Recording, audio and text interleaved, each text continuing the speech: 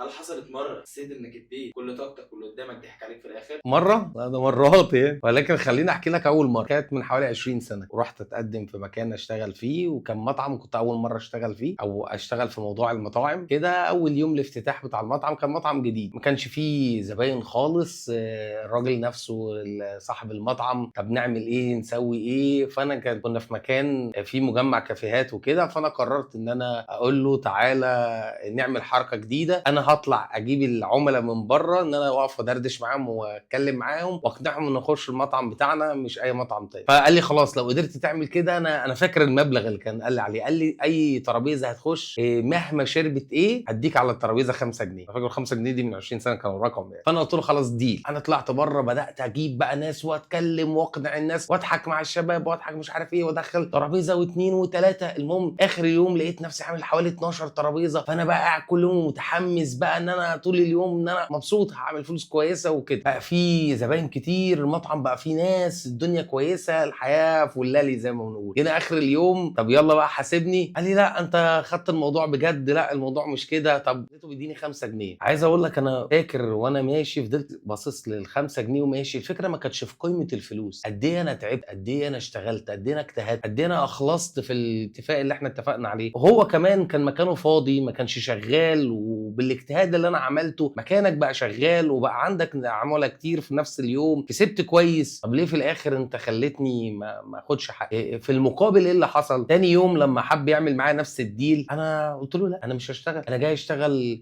اكس، فانا هشتغل الاكس، ماليش دعوه باي حاجه تانية بعد دي. مشكلتك حلها. وهي دي المشكله اللي بتقابل كل اونر لمكان او كل مدير بيبقى معاه ناس او معاه فريق. اوعى توعد حد حاجه وما تنفذهاش، اوعى تخلي حد يشتغل حاجه ويبقى عنده امل وطموح انه ينجح وانت تضيع امل وطموحه بسبب ان انت اتفقت مع اتفاق وما كنتش قده. ساعتها انت مش بس بتخسر الموقف او بتخسر الحاجه اللي انت متفق عليها، بل للاسف انت كمان هتخسر الموظف وهتخسر اجتهاده وتعبه وكل دوت وكل اللي كان بيقدمه. للاسف هو فعلا خسرني، وانا بعد فتره صغيره مشيت من المكان. ما اشتغلتش في موضوع المطاعم تاني، وكانت تجربه صغيره بالنسبه لي، كانت حوالي اسبوع او اقل، ولكن كان من اهم الاسباب الراجل ده لما اتفق معايا واخل الاتفاق. ساعتها فعلا ما كنتش اقدر اكمل في المكان.